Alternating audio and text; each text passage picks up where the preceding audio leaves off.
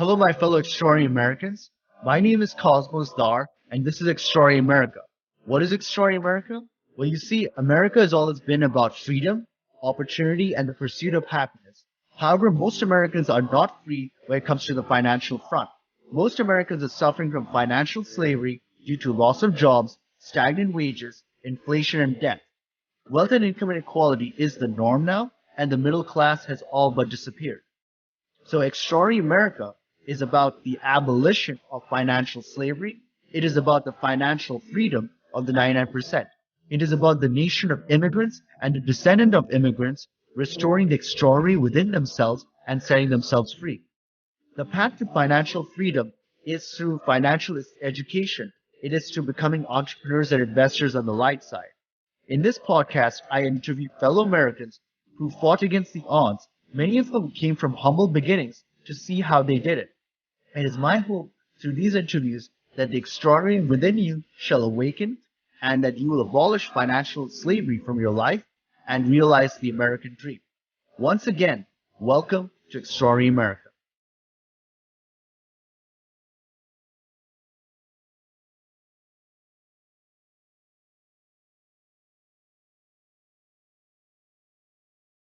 Hello, my fellow extraordinary Americans. I'm Cosmos Dar, and this is Extraordinary America. Today, for our show, we have our guest, Mr. Dan Vega. Dan is a very successful entrepreneur, investor, business coach, talk show host, and speaker. He has coached everyone from celebrities to some of the topmost companies found in Forbes magazine. He also specializes in helping companies maximize profits while also reducing their costs and their overhead. He's recognized today in the nation as one of the topmost speakers out there. Dan and his clients have been featured in TV appearances such as Ellen, AC360, Fox News, ABC, The Boston Globe, Yahoo, NBC, and Good Morning America. Hey, Dan, how's it going? I'm doing well, my friend. How about yourself?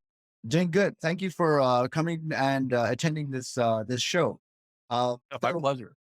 Yeah. So Dan, I know that you are an entrepreneur, investor, business coach, and a speaker, right? So can you tell me a little bit more about yourself, your background, and how you got started? Yeah, sure.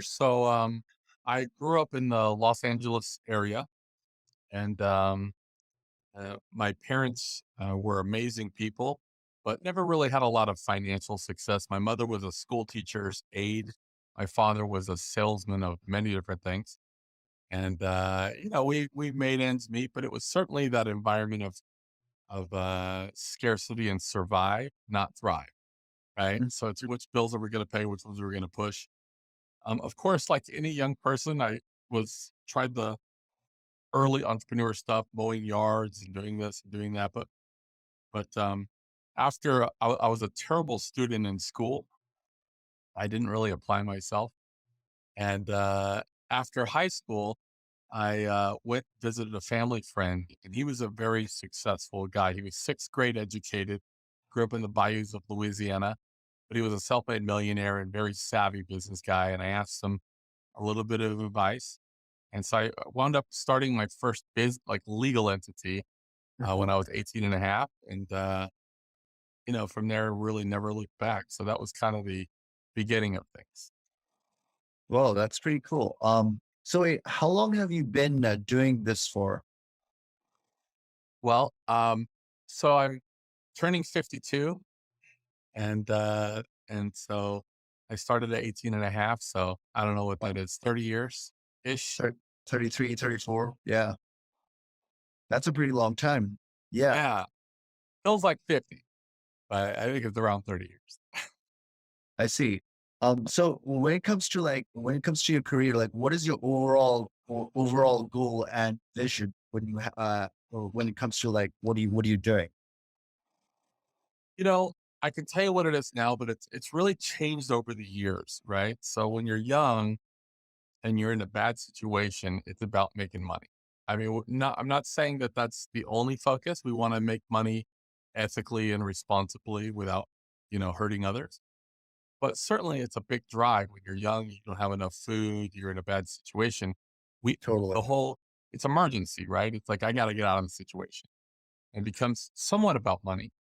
After you kind of have a little bit of success, what fueled me every day and got me out of bed was, motivation, right? And so sometimes you have a positive motivating factor. Sometimes you have a negative motivating factor. For me, I had a lot of naysayers in my old neighborhood saying, come on, man, who are you trying to be? You're not this guy. And okay, Mr. Tony Robbins, who are you trying to do? And I had a lot of people I say I would never amount to anything. So that's kind of the fuel that got me out of bed every morning was to prove the naysayers wrong. And man, I'm going to show you, I'm going to pull up in your driveway in a Lambo. Like it was all about proving them wrong. And I did go through a weird phase when I was in my late 20s, early 30s, where I bought all the stuff in the houses and the really because I guess I was insecure and I still needed that validation. But after you have more success, after that time goes on, you realize that none of that stuff really makes you feel like you thought it was going to, you're not fulfilled. So then it becomes more about impact. And that's why I work now. To be honest with you, Cosmos, I've been very fortunate over my life. So I don't have really an objective to try to make any more money. I'm not trying to gain more personal influence at this point. But Mhm. the reason I still get up and go to work every day is, I want to make an impact and help affect as many people as possible with positive change. So as grandiose as that may seem, that's what I really dig is, I don't want to necessarily give a hand out, but a hand up. I think everybody deserves a shot. And there were some really, really great people that took an interest in me when I was young and gave me a shot and mentored me. And so I always remember that. I try to reciprocate and also keep that in mind as well. No, I believe in that too. Like that is what this show is about, you know? Yep. So Dan, what is the biggest lesson you learned from your work over the years? Man, biggest lesson. So there's been a lot of lessons. I've had a lot of knockdown, dragouts, and failures like any entrepreneur. But I guess the biggest lesson that I've walked away with is that you have to keep your vision and your strategy separate. Um, so what I mean by that is most people at one time or another in their life, they have a great vision, right? They see this big thing of what they can do to impact people, whether it be nationwide or globally. They have this, they see what color it is, how big it is. They have this great vision, and then they'll create a strategy to accomplish the vision, and they'll set out to accomplish the vision with the strategy. And it's naive to think that your original strategy that you launch is going to facilitate the vision. You have to know going in, you're not going to do it. It's not going to work because you're in a classroom, so to speak, figuring out a formula of how to accomplish this thing that you kind of dreamt up, right?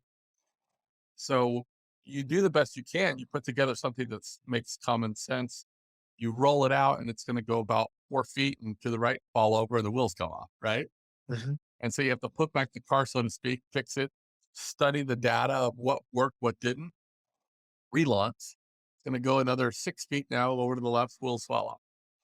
And so after doing that launch of the strategy and having those elements of failure, a really interesting thing happens is we start second guessing the vision. Instead of saying, man, my strategy needs work and it sucks and I got to refine the strategy, we don't do that. We actually are like, oh man, I thought I had a home run with this vision. I thought I was onto something. They might launch it one more time. Oh man, they start losing belief in the vision or they start scaling back the vision. Oh man, even if we hit 50% what I said I was getting, right? And that's something that you can't do. You have to completely separate your vision from your strategy. So when you have great vision, that should be fixed. Those are fixed metrics that you lock it down and you never move it. Then you come up with the best strategy you can and you launch your strategy. And you have to know going in that generally the strategy is not really going to hit the big pay dirt and accomplish the vision until about the sixth or seventh refinement. That's generally the average. So I don't discourage because I know I'm going to push this car 4 feet and it's going to fall over on the right. The wheels are going to fall off.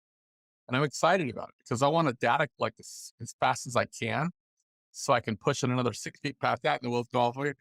I'm collecting that data and that's actually telling me how to accomplish the vision. So knowing that going in, it helps us fight discouragement of, oh, you never mess with the vision. Once it's locked, it's fixed. but you have to keep refine, tweak, and move, refine, tweak, and move. Constantly adjust the strategy until it facilitates the vision. That's usually on the sixth or seventh refinement that you have that success. So I started a lot of companies early on that frankly I had one or two goes at, and I just got discouraged and gave them up. And who's to say those weren't the right companies that could have been big home runs? But I never found out because I didn't stick with it, because I didn't understand the importance of separating my vision and strategy. That's something that I always keep in mind now. So in my office, I might be rolling out a program on Monday Mhm. because I have a certain element of my vision we want to accomplish. And my guys will say, Dan, that's not going to work. I go, I know, right? I'm so excited to push it out because I don't know this is my best guess right now, but I need data. So when I throw that out there, I want to see where it falls apart, where it comes, so I can put it back together with the new data that I was fed and push it back out there, right? But I understand just the process of being successful is on the sixth or seventh refine. So that's something that I wish I would years ago. That's really insightful. Like, yeah. Um, so what was the biggest challenge that you had to face during your work over the years, and how did you actually overcome it?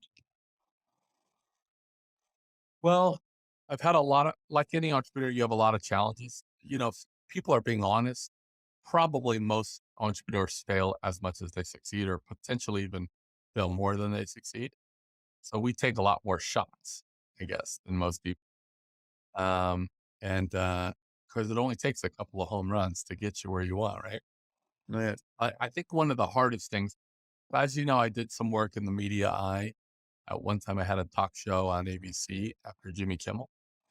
And I had never been exposed like that. When you're exposed to the public eye, you're under a lot of scrutiny. And I was also in the seminar business at the same time, doing a lot of seminars.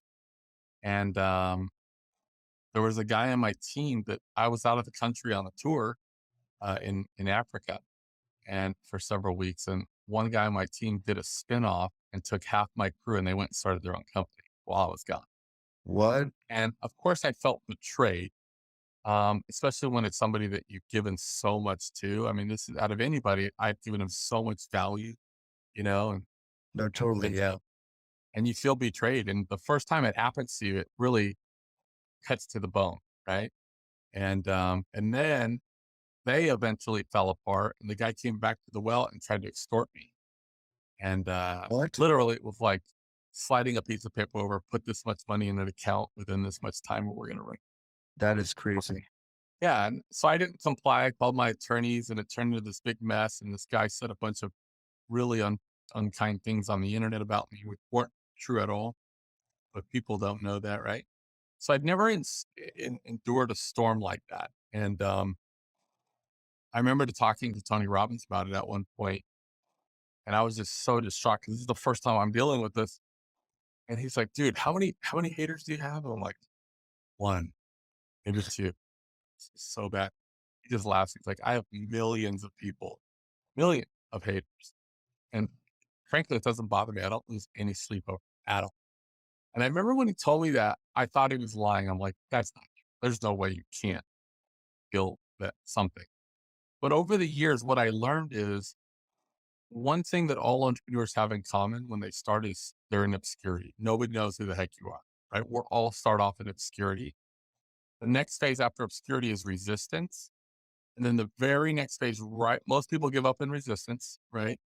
Most people quit 5 minutes before the miracle happens. But right after resistance is acceptance and then admiration. Mhm. And maybe some don't make it to admiration, but I got to tell you, you can make 9 figures a year in acceptance. Acceptance is pretty nice.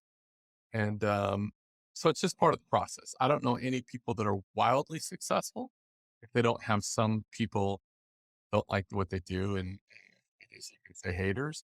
If you have none, then you're probably not big enough. You're not affecting enough people and probably not making as large of an impact as it could be. So, first time that happened to me, I was really taken back and it definitely lost sleep. But now I don't get a lot of them. If you're in the public eye, you get a few. And I actually don't think about it at all. It doesn't affect me at all. So now Tony, and he was probably telling the truth. But at the time, I thought he was lying because I just thought, how could this not bother somebody? But it's just part of the dog and pony show. appreciate it. No, yeah, totally. So Dan, they say that success is a state of mind and it's also a process and not an event. However, a lot of successful people can pinpoint a certain day or time where a certain mental shift happened. And from that point moment on, they started to succeed. What was that moment for you?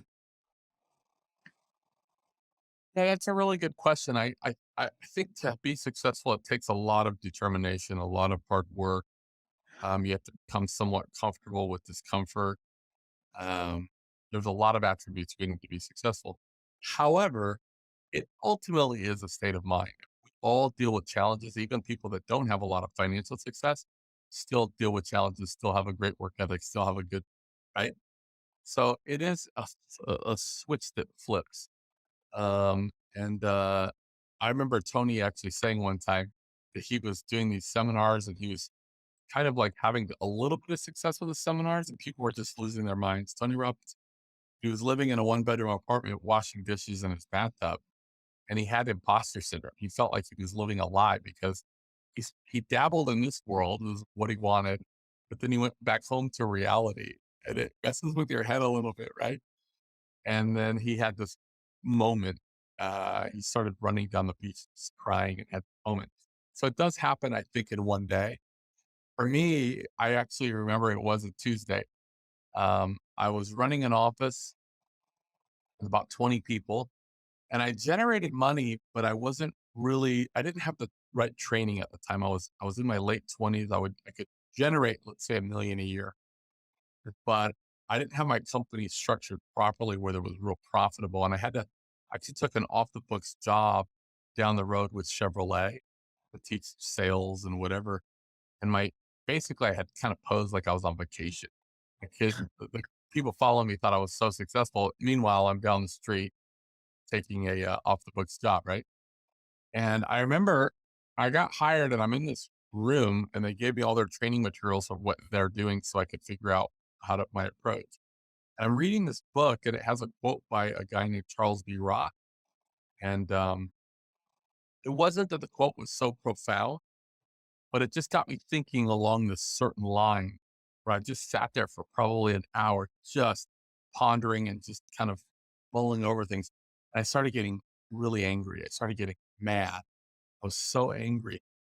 And I wasn't mad at Chevrolet or my office. I was mad at myself because I knew I had to do this because I didn't have the right education. I didn't do the work. I wasn't living in my full potential.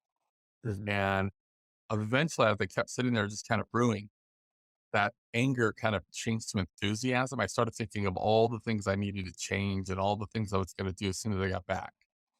And I actually wind up leaving that little temporary gig, going back to my office and taking the reins and saying, "That's it, starting today, this guy, Danny Vega, he's dead to me. He's a flake. Starting tomorrow, I'm going to be Dan. I'm going to be Dan the man. You're going to see." And I showed up different and I showed up really invested and I showed up very present and I had a different level of authority. And even after a few weeks, my physically metamorphosis, I actually looked different. I was trying to become the guy that I always thought I could be. And I started living the best version of myself, my full potential. But it certainly does happen in an instant. I guess that's it. That was I don't remember the month, but it was in the summer of 1997 or 98, 97 maybe. No, that's awesome. Yeah, it's pretty inspirational actually.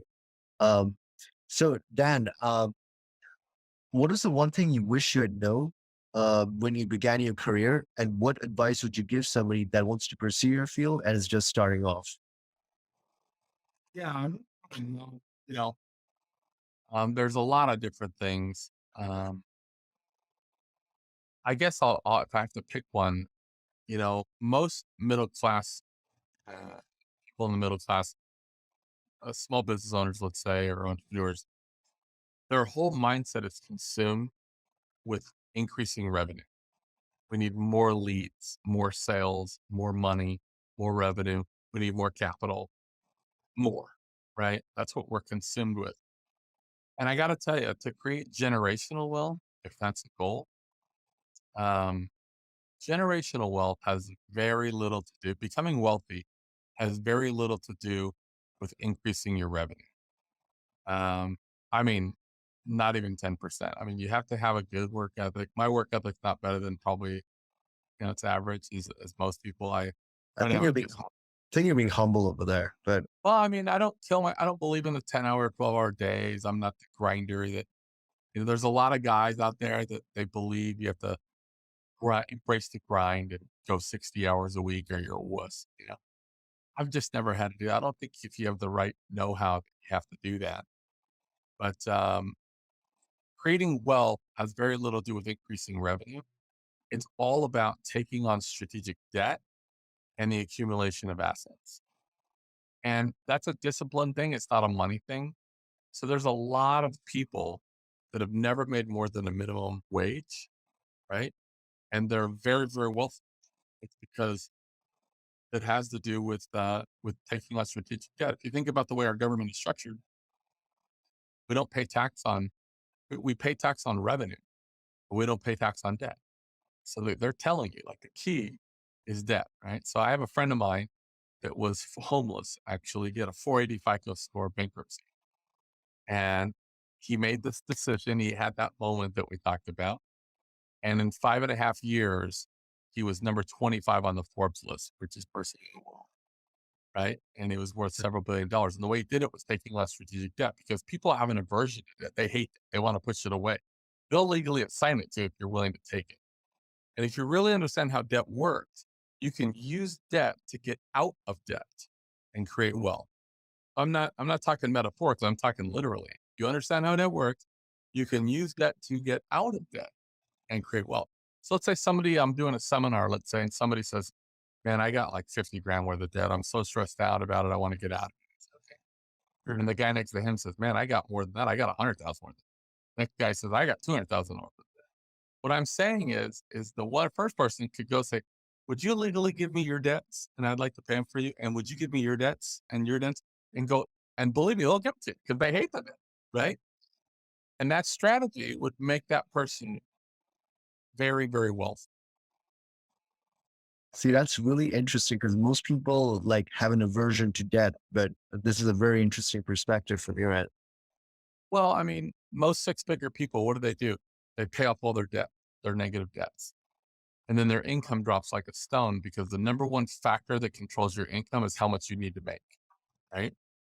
So not all debt is bad. There's strategic debt out there that, and it's really the only way to create wealth. So you can even Google like Walmart millionaires. There's thousands of people that have worked for Walmart, never made more than a Walmart wage, and they're very, very wealthy.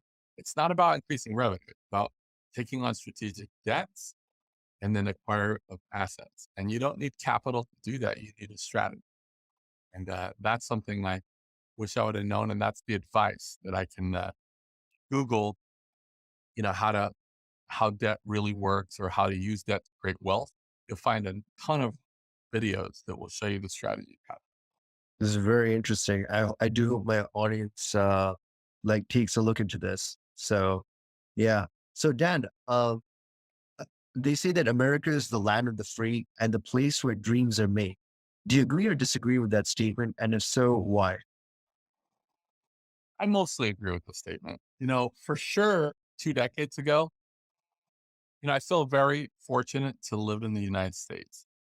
And, I have a friend I was just sending money to earlier today in Uganda. And when you live, it's a different planet. They wake up every morning over there saying, my whole goal today is try not to die. There's so many other elements they have to deal with that we don't. So I feel very fortunate for that, obviously. And I think 20 years ago, even 10 really, proximity was a big, big factor because how do we come to America? How do we, think about Ellis Island, right? All these people coming over. How do we get to America so we can have this opportunity? And again, I feel very, very fortunate. However, with that being said, in today's world, we live in a digital age.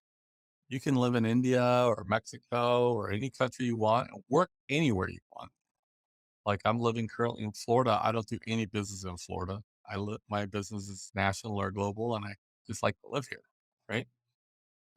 So I think it's less of a factor. I think people successful people will always find a way. So whether we're living in Europe or US or, you know, some country in Africa or Asia, it doesn't matter as much because there's a lot of opportunities that you can do remotely to create wealth.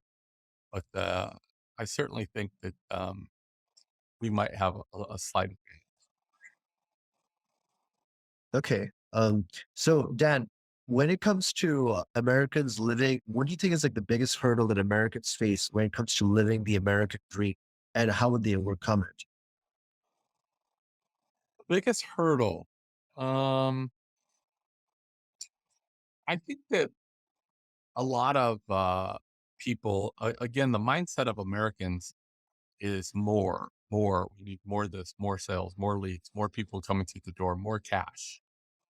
And that's not an agreement with the law of abundance, right? So the law of abundance is that when you can handle what you have, more will be given. And so let me give you an illustration. And I learned this from a really good buddy of mine, T. Harbeck. Suppose you have a little child, say 2, 3 years old. You take them price, and they, uh, you give them the one scoop, 1 scoop vanilla or 1 scoop chocolate. They're small. They have it with 2 hands. And when you're leaving, as they open the door, something kind of happens. The door hits them or whatever, and the thing topples over on the floor. They just freak out. They're screaming, "Wah!" crying. It's a bad deal, right? Hmm. And you'll do anything to get their kid to stop crying in public. There's people staring. You'll just about agree to anything. Just stop that in the moment, right? And you're saying, "It's okay. We'll get you another one. Don't worry about it. It's okay. It's okay." And then while the child is calming down, they look up and there's a poster with the triple scoop chocolate brownie monster, whatever specialty. And she says, "I want that." Right. Yeah. At that point in time, you'll probably give them anything just to shut them up and get them out of the store. But why would we set them up for failure? They just proved they can't handle 1 scoop. We're going to load them up with 3 scoops. Right. And so it's the same thing with the ice cream store owner. They have bins of frozen ice creams all over the place that are broken down and melting and they're losing product. But what are they saying? We need more customers. We need more people walking through the door. We need this, we need that, right? And that's the wrong place to look. So when you can handle what you already have efficiently, when you can take care of the business you do have, satisfy the clients you do have, and clean up the mess all over the floor, then more will be provided. Right. And so I think that especially Americans were in that mindset of just more, but sometimes less is the answer. That's deeply insightful. Yeah. I actually agree with that. Um, so what are your thoughts around the inflation right now that's happening in the country? I don't like it. No, I love debt. Oh man, I'll take that all day long. I don't like inflation. So I think obviously we're in hyperinflation right now, and there's many factors that kind of put us there. So I'll say 2 things regarding it. Number one, when you're living in a time where there's hyperinflation, superinflation, you don't want to have a ton of cash in the bank because the inflation is just eating the money, right? Kind of like if I buried all my money underground, the elements are going to get to some of it. It's green, right? So you can't have a ton of cash in the bank. You want to have 4 to 6 months worth of bills or whatever for emergencies. But honestly, if you sit on a lot of cash in the bank, it's not good because the tide's rising with inflation. So what you want to do is pull your money out of the bank and invest it into assets, tangible assets, Mhm. right? Because those tangible assets will ride the wave of inflation. They'll actually increase and gain value. And then when this period of hyperinflation is over, which it will be, then you pull back out and sell, and you have equity. Right? You have an increased value of those assets. So looking to put money into places where you can get good assets, that's the key to ride this wave, and it'll actually help you work in your favor. Um, but the other side that I want to mention is, a successful person. I have a lot of friends that have a lot of money, but they're on the golf course and they're like, dude, inflation and this guy's White House and it should be this guy, COVID, and this is going on and that's going on. They're like stressing out all the time.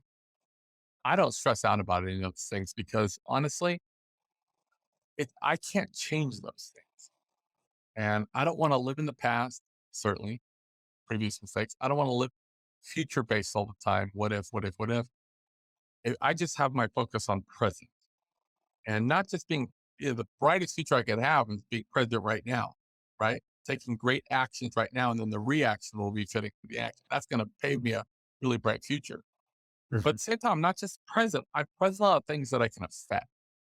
If I'm looking at the news and the guy in the White House or this or that or COVID or this, I can't control any of that crap. I mean, I like to be informed, but I can't control it. I can't change. So I focus on the things that I can change. I focus on the people that I can impact. And I always tell people in my office, look, all those external factors don't affect me much. And they just like, why? It should. I'm like, well, I mean, I'm happy. I wake up happy. I go to bed happy. Maybe I'm doing something right. So I think just letting go a little bit of those external factors and focusing on what is in your control be a lot better recipe, not only for success, but for having a happy life. No, totally. Yeah. So Dan, over the past few years in America, there's been a lot of deterioration in the financial sector, and not just that, like also in the family unit and just like in the government as well. Do you think that we should be optimistic about the future? And if so, why? And like, where is America headed? You know, I think that again, just kind of what we were speaking on. Um, I'm optimistic about the future, and I might get in trouble for saying this, but I don't care. It's not really one of my concerns. Uh, but I personally, I'm not going to push my beliefs on anybody, but I personally believe that no matter who you get in the White House or whatever, I don't think man is capable of eradicating hunger across the 75% of people in the world don't have enough food or water, right? I don't think man is capable at this point to eradicate poverty. Those are massive issues, right? But I think we can contribute to do our part, and I think we can make it better. And I think that there is some things that we can focus on to help others, and of course, make an impact. But I think that right now we just got to do the best we can. I think that we have a bright future, and I will say that successful people always figure out a way. I have friends in California now. They're talking about an exit tax, and I'm getting killed on taxes. I get it, move, whatever. But successful people always find a way to thrive. And so I'm very optimistic about the future. Not to say we won't have pivots coming up around and have to, turn on a dime. Somebody told me one time being an entrepreneur is like jumping out of an airplane and assembling the parachute on the way down. And it can feel that way sometimes. I'm very optimistic about where things are headed, despite the turmoil and kind of nutty stuff that we're watching. So that's like the spirit we all need, to just be optimistic. So yeah. So Dan, I looked at this thing called Tuesdays with Dan, this work that you did. Can you tell us a little bit more about that and like what prompted you to do it? Yeah, sure. I never had any aspirations to get into television. I, I was doing seminars full time.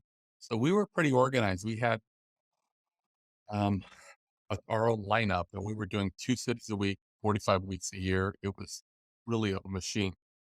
And I was doing a seminar in Orange County, California, and this guy was like, "Oh my God, man, you need to be on TV, this and that." I work for a network. And in LA, you're not really, you hear that all the time. Like, I'm a producer, I work for a network, and you don't know if it's real.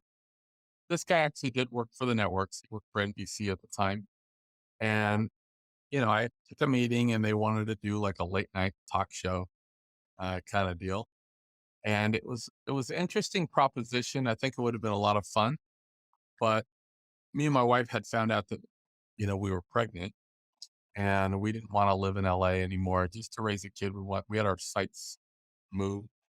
And that deal would have kind of kept me there, 5 days a week. And so it was a great opportunity and I was very appreciative, but it didn't fit with my family plan. And I got to follow my priority, right? But it did plant a seed. where from that point forward, every great entrepreneur I met or celebrity or whatever, I'm like, dang, that would have been a great interview. Right. So later, ABC offered me a deal. They said, look, we can't start you national right now because I was insistent on owning my own intellectual property. So I didn't want to be a late night talk show host. It was just salaried and they told me who to interview, when to interview, what to say. Like I wanted the IP. I'm an entrepreneur. So they said, okay, we'll do it, but you're going to have to invest and build your own studio. We filmed in front of a live audience of about 200 people. And we'll air you on Tuesday nights after Jimmy Kimmel. But we can't guarantee national. We'll start you in 3 or 4 states. And if the ratings are good enough, we'll expand it national. So that's what we did. And, it was a great experience.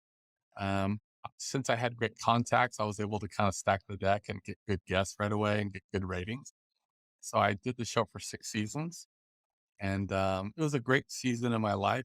Eventually I, went on to other things that I had to prioritize my time, but I hung in as long as I wanted what I wanted to do. It was a fantastic experience. We did grow up to about 40 or 50 million homes.